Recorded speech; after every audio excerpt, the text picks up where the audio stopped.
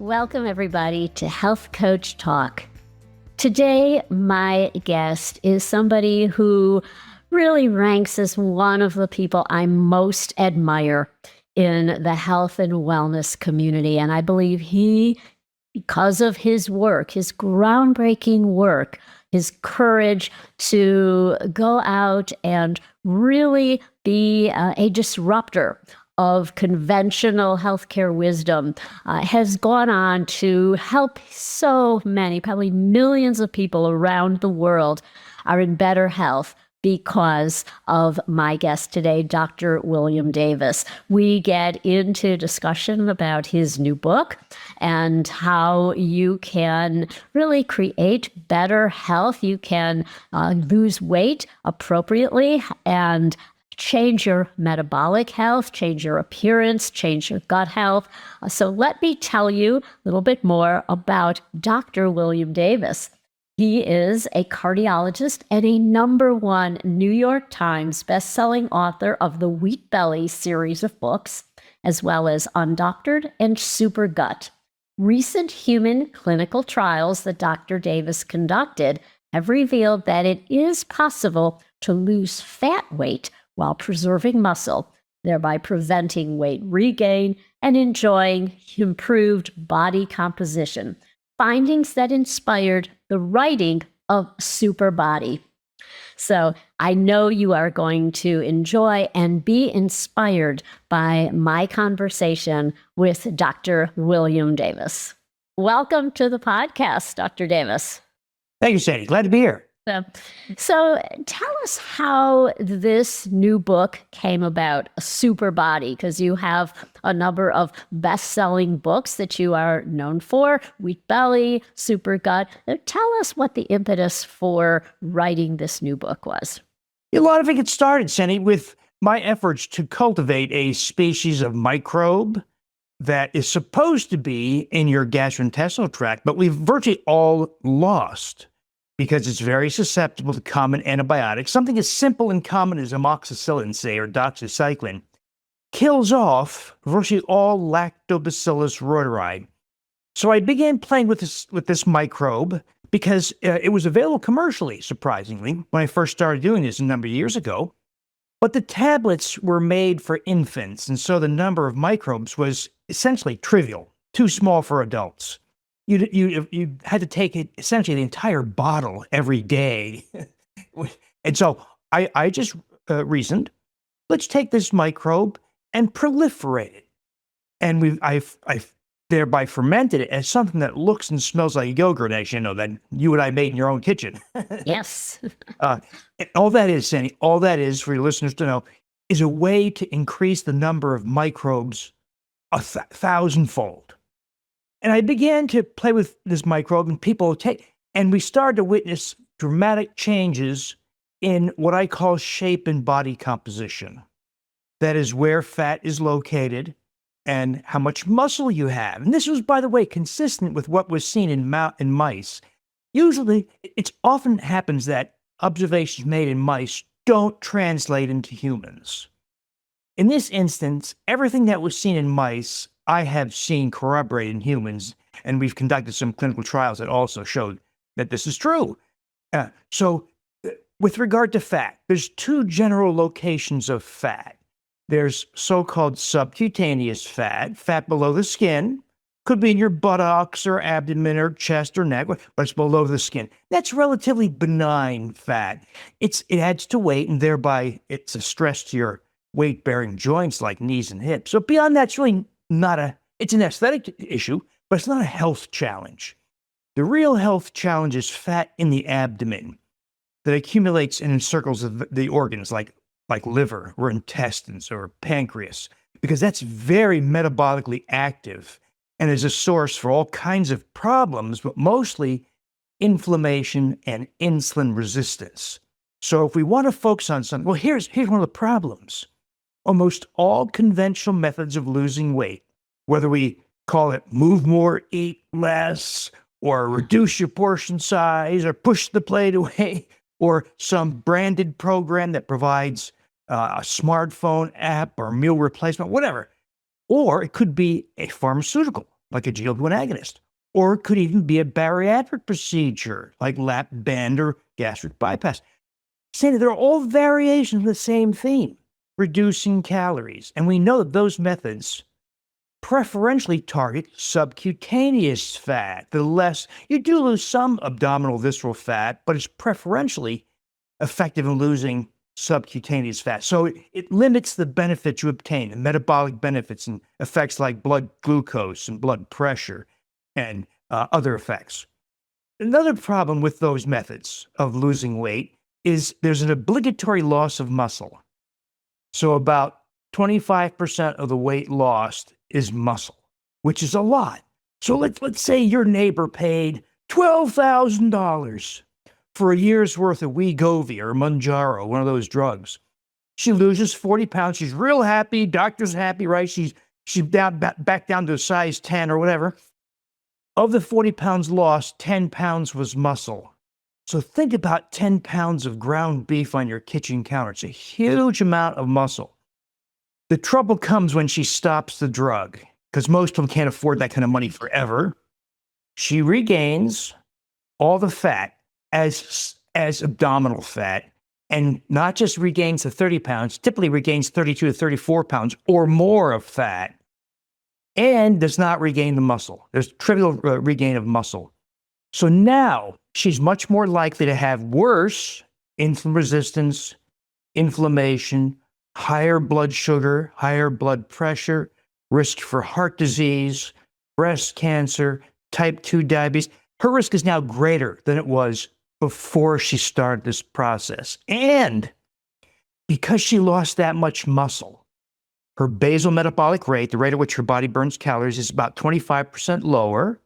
It means that even if she maintains a very low calorie lifestyle and an extreme exercise program, Sandi, she will regain the weight as fat.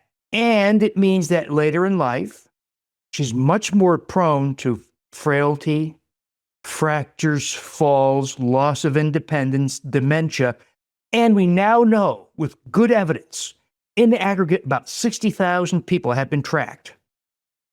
She's going to die about several years younger. She's going to die several years younger. This is what our FDA approved. A class of drugs that accelerates your loss of independence, disability, and accelerates your death. So say I'm waiting for the class action lawsuits to start. This is very scary, and the scenario you're describing, I see all the time. And my contemporaries who are in their 70s are seeing this as the wonder drug. They're going on it, and of course, it's reinforcing because everybody's complimenting them. Oh, you look so wonderful! You lost so much weight. You look great, and they're particularly stuck in that mentality of weight is everything, as opposed to metabolic health. And well, I talked to them about, if they're doing strength training and they said, oh yeah, I have a trainer. I work out once a week. And I don't say anything. That's not going to cut it. First of all, I know personally how hard it is. And I work out just about every day and heavy weight training. And still, it's so hard to put on muscle or preserve what you have as you're in my age group. And I see all these women going on these medications, and it is very, very scary. There's a great study from the NIH where they took people who were massively obese, BMIs of 50 or more, and they were put on a very strict low-calorie diet, about 8 months or so, and an exercise program, 2 hours a day, 6 days a week of resistance training and aerobic exercise. So a heroic effort, right? They lose about 123 pounds. Wow! Of which 17% was muscle. So it was less than the 25% that was expected, but did not block the effect. And they still had that dramatic reduction in basal metabolic rate. And that drop in basal metabolic rate, Sandi, is essentially, for all practical purposes, permanent. It does not come back. The studies have gone only 6 years. So it's persisted at 6 years, probably longer. No study has tracked it longer than that. So in other words, you will regain fat in the abdomen. So now you have more abdominal visceral fat, you're less healthy than you were, and all those bad things you run the risk for. So this is pretty scary. Something else that you talk about that's scary and that you're known for is the health of the microbiome and how it's been destroyed for so many reasons. And you go into this in great detail in this new book as well. And so can you talk about what somebody can do if they say, hey, I really want to improve my gut health? What are some of the things that stands out from the book they can get? So that microbe we were talking about, Lactobacillus reuteri, it's not only an essential microbe shared by virtually all wild hunter-gatherer humans, all wild mammals, so squirrels, deer, elk, elephants, they all have Lactobacillus reuteri. We do not. But its ubiquity in mammals suggests it is necessary for mammalian life. Now, so not only is it essential, it is unique in that it colonizes the small intestine. As you know, Sandy, most microbes can't do that. Most beneficial microbes, a lot of pathogens can. Yeah. But most beneficial microbes cannot colonize the small intestine as well as the colon. So I reason this. There's so many people now with small intestinal bacterial overgrowth, we say SIBO, S-I-B-O, because of that overexposure to antibiotics that eradicated, knocked off hundreds of beneficial species. Those beneficial species were suppressing the excessive proliferation of fecal microbes. These are species like E. coli and Salmonella and Campylobacter. So those fecal microbes overpopulated and then remarkably ascended into the 24 feet of small intestine. Small intestine is very permeable by design. That's where we absorb nutrients. Well, in half the U.S. population now, the small intestine is colonized by excessive numbers of fecal microbes. You might not know it. You might have some gastrointestinal symptoms like irritable bowel syndrome type symptoms like diarrhea or constipation, or you might have joint pain or skin rashes or anxiety or depression or dementia, cognitive impairment, or increased risk for multiple forms of cancer. In other words, there may not be a sign saying this is from your small intestine, but so half the U.S. population, and that, by the way, that science telling us that half the population has it is well worked out. It's not my speculation. This has been sorted out. Half the U.S. population has this process that opens you to all kinds of health problems, including weight gain in the abdomen and loss of muscle. And so restoring Lactobacillus reuteri is a big first step because it colonizes the small intestine. But even better, it's a great producer of what are called bacteriocins. These are natural antibiotics that are very good in killing fecal microbes. So I reason this. If you had this problem, which is if you have neighbors, family, friends, half the people at least have this problem. Well, how do you get rid of it? Well, it was caused by antibiotics and other things. So I don't think taking another antibiotic is a good idea, though that's what some gastroenterologists do, because that's all they have in their armamentarium. They don't understand health, right? We know this. My colleagues do not understand health. They know nothing about health. Absolutely, yeah. They know lots about pharmaceuticals, especially in your world of emotional health, right? They know all about pharmaceuticals and maybe even procedures, but not health. So I asked this question. Well, so if we're going to reject the idea of more antibiotics like Xifaxan, that's what they use. What if you took a probiotic, a commercial probiotic? Will this problem go away? Or other disruptions there might? No. So probiotics are the least important. People think they're the most important. They are the least important thing you can do for gastrointestinal microbiome health. So I reason this. Well, what if we restored microbes that we've lost, but have the specific capacity to colonize the small intestine and colon and produce those bacteriocins? So I chose 3, Lactobacillus reuteri, Lactobacillus gasseri, and Bacillus subtilis. Anybody who's read my Super Gut book will see that the original formulation was Bacillus coagulans, which is a fine microbe. I like it, but it's not reliable fermenting in dairy. So we replaced it with Bacillus subtilis, and that's much more. And the subtilis strain, I did DNA sequencing on a strain I have, and it produces 7 bacteriocins. It's a bacteriocin Wow, that's powerhouse. awesome. Yeah. And then we ferment each one. I used to ferment them all 3 together, but I think it's better to ferment each one individually and then consume each one. Maybe a quarter cup of each or something like that every day. And I call the combination SIBO yogurt. It looks and smells like yogurt. It's not yogurt, of course. And so far, this has proven spectacularly effective in normalizing SIBO after 4 weeks. Or sometimes longer. People have really bad, people say things like this, well, I took antibiotics for a year for acne or Lyme disease or whatever. Those people have really bad SIBO. You may have to do it for a long time. But it has, now I have a clinical trial that we'll be performing sometime probably this year to validate this formally. But you know, Sandy, if the solution is not something awful, like remove your small intestine surgically, what if the solution is something that looks and smells like yogurt that can make in your kitchen and has beneficial effects on your skin, on vaginal health, on your immune system, on energy? In other words, the bar is very low. It's so beneficial in so many ways, but it also reduces that SIBO problem. Well, I can attest how, first of all, how beneficial it is and how easy it is. I do it separately as well. So I do the rotary, gastric. I haven't done the pseudolysate. I'm going to do that, but I have 2 jars. I do it. I don't do them in combination. And this is yummy. This is delicious. My daughter uses it as a dessert. My 3-year-old grandkids are twins. They keep saying, more yogurt, more yogurt. They love it. So this is, and it is very easy to make. It is in the old days when I used to have to, heat it up and have to check the temperature, get the ultra pasteurized half and half.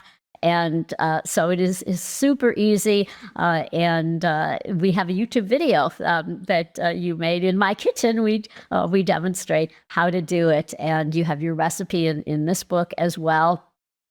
You also talk about the importance of fiber and how so many people get it wrong. And you talk about that, like how you should make sure you should add fermented foods with every meal and fiber. Can you talk about that?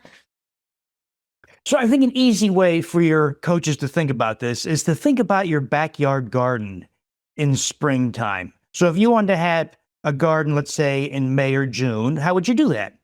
Well, you clear a little section, maybe a 10 by 10 section, say. You remove the stones and the sticks and the weeds. Then you plant seeds, and then you water and fertilize it.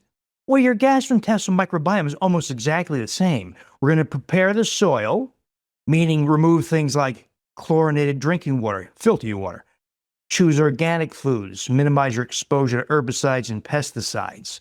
Avoid processed, ultra-processed foods because they have junk in them, like preservatives that are antimicrobial in food and in you, emulsifying agents that disrupt the mucus barrier. So we're going to prepare the soil. Then we plant seeds. The 2 most important seeds are those microbes you and I talked about, reuteri, gastroi, subtilis. While they make that yogurt to clean up the SIBO, they can also start the process of reimplanting beneficial microbes. And the fermented foods, the curious thing, Sandy, about fermented foods is that the microbes in, say, sauerkraut or fermented pickles or kimchi or whatever are species like Leuconostoc or Pediococcus. These are microbes that don't take up residence in your GI. Well, what good are they? Well, they have this unique capacity. This came from very elegant work at Stanford by a husband-wife team, the Sonnenbergs, and they showed in very elegant work that it's consumption of the fermented foods with those peculiar microbes that don't take up residence, but somehow cultivate the restoration of truly beneficial microbes. These are microbes like Akkermansia and Faecalibacterium and Ruminicaceae and Eubacterium. Truly beneficial microbes that nearly everybody has lost. And so the fermented foods are so helpful. And then lastly, we got to feed them. You got to water and fertilize your garden. if you don't water or fertilize your garden, well, you probably won't have a good garden. You won't have a bunch of cucumbers and tomatoes at the end of the season. So we're going to water and fertilize it, meaning fibers. That is, fibers of the sort that microbes can metabolize. So not bran fiber. Sandy, you know this.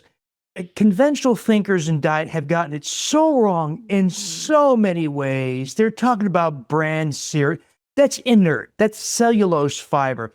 That's about as good as saying, have a tablespoon of sawdust with breakfast. Yeah. So we want things that are metabolizable by microbes. So those are things like legumes, root vegetables, inulin, galacto-oligosaccharides, mostly plant matter that has fiber in it. By the way, one of the most interesting fibers is a fiber source from animals. Hyaluronic acid. Yeah.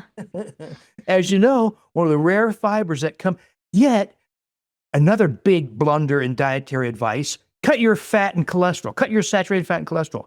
It caused most people to abandon consumption of organ meats like stomach, tripe, heart, tongue, skin, all these things rich in hyaluronic acid. So now ladies say this to me, they say, oh, don't talk to me about hyaluronic. I know all about it because I pay $150 for an ounce and put it right here. Yeah. Well, I tell them, what did that do for the skin on your neck or your abdomen? Nothing, of course. It's a spot, superficial thing. We're going to restore it orally. Now, most modern people say, I can't eat organ meat. At the very least, do things like stop buying boneless, skinless chicken breast. That's stupid. There's hyaluronic acid in the skin, as well as collagen, by the way. Try to get whatever organ meat you can. Maybe you fold in some liver or heart into your ground beef or something like that. Most of us end up using supplements because modern people just are too squeamish. So use supplements, like 120 milligrams is the standard dose. And you get smoother skin, so ladies love it because it does add to dermal collagen and dermal moisture retention.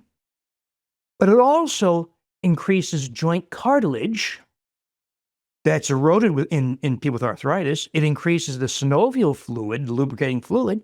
It's probably one of the most important things you and I can do for arterial health because there's something called a glycocalyx that lines arteries, little finger-like projections that control the tone of arteries, the endothelial tone. What's it made of? What's that glycocalyx made of? Hyaluronic acid. And, as a woman ages, especially past menopause, she loses vaginal moisture, sensation, she's more prone to infections, candida, etc. Well, the uterus, cervix, and vagina is largely made of hyaluronic acid. Acid, yeah. But I bring it up now because it's also a fiber that nourishes those microbes like Akkermansia, Faecalibacterium. So hyaluronic acid, a very powerful prebiotic fiber sourced from animals. You were a conventionally trained cardiologist, and we've got it so wrong. I still hear people say they'll order the boneless, skinless chicken breast. They peel the skin off when they eat animal products, and they're so afraid of fat. And it's really been just the opposite. Who knew that hyaluronic acid is good for your heart? That we're taken off by removing all the fat. Sadly, the 20th century is going to go down in history as a century of incredible blunders, especially in health and nutrition. Yeah. I was putting together a talk on microplastics. You remember the 1967 film, The Graduate, with Dustin Hoffman? Plastics, the famous line, go into plastics. Well, famous last words, right? Now look at us. Yeah. Now we're finding plastics in the gastrointestinal tract. It changes the microbiome composition and mucks up the mucus barrier. It's been recovered in carotid atherosclerosis, it's been recovered in ovaries, it's been recovered in umbilical cord blood of a newborn. And so yet another example of how many things. And so get rid of your saturated fat and cholesterol was a huge blunder. And it led to a series of other mistakes, like the abandonment of hyaluronic acid, the abandonment of collagen. So those two things, by the way, Sandi, collagen, hyaluronic acid figure prominently in this effort to reshape your body and body composition. So we're going to, rather than just say lose weight and selectively lose subcutaneous fat and lose muscle, we're instead going to reshape the body. We're going to selectively target abdominal visceral fat, the most problematic. If you need to lose subcutaneous fat, that will follow, and it will follow faster because it's abdominal fat that determines where fat is located. And there's also, by the way, something called ectopic fat that's become a real problem for people now. When you have abdominal visceral fat, which, by the way, you can't judge by looking. If you got a big protuberant abdomen, you got a lot of visceral fat. But you can have a flat tummy and still have a lot of visceral fat. That's become clear with all these fat. CT. Yeah. Yes, exactly right. All these CT MRI studies using cross-sectional images of the abdomen showing, oh, these skinny people also have, because partly because of silly dietary guidelines and our exposure to the exploitative foods. But we're going to specifically target loss of abdominal visceral fat, and we're going to try to preserve or even increase muscle. And we're going to reduce what's called myosteatosis, the deposition of fat in muscle, which is a big problem. It accelerates your loss of strength, your impairment, your loss of independence. And so reuteri, big advantage there, because one of its, so two effects. One is that it helps reduce that SIBO and endotoxemia problem, the entry of bacterial byproducts into the bloodstream. But it also sends a signal to your brain to release the hormone oxytocin. So a lot of ladies know what oxytocin is because they may have gotten an infusion of oxytocin when they delivered their child. In other words, Mary Jane says, I want to have my baby on Wednesday, August 23rd at 8 a.m. So she comes into the hospital, she gets an IV, and they give her an infusion of oxytocin because it produces uterine contraction. And so for decades, it was thought that oxytocin was nothing more than the hormone of uterine contraction. Well, it's actually a lot more than that. I call it the hormone of body composition, shape and body composition. It's also the hormone of love and empathy. So the mouse work tells us that the restoration of reuteri causes an increase in oxytocin. In mice, a 300% increase. We've been working to corroborate that. Measuring oxytocin is not easy. Anyway, but a lot of us experience what I believe are oxytocin effects. An increase in empathy for other people, an increase in the desire for human companionship, the intensification of affection for the people close to you, increased tolerance for other people around you. Could be coworkers, could be your spouse, could be your children, could be your, and an increase in generosity and the acceptance of other people's opinions. You know, you and I are here talking about what I call shape and body composition in the microbiome.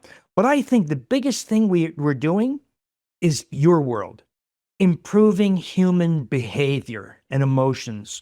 So part of all my clinical trials, I have what I call wellness questionnaires. 0 to 10, I am happy with what I've achieved in life. 0 to 10, I'm happy with my relationships. I want to know if people with restoration of reuteri are better and happier humans. I think they are. I agree with you. And I want to highly recommend getting this book. If you are a health coach, you can use it. Start a book club. To any client that you have that says, I want to lose weight, I want to get in better shape, whatever it might be, I want to have better mood.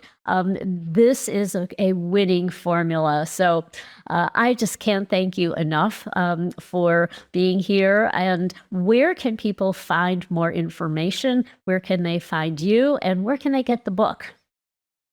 So the latest thing, of course, is in this Super Body book, which is Amazon and all bookstores, so it's widely available.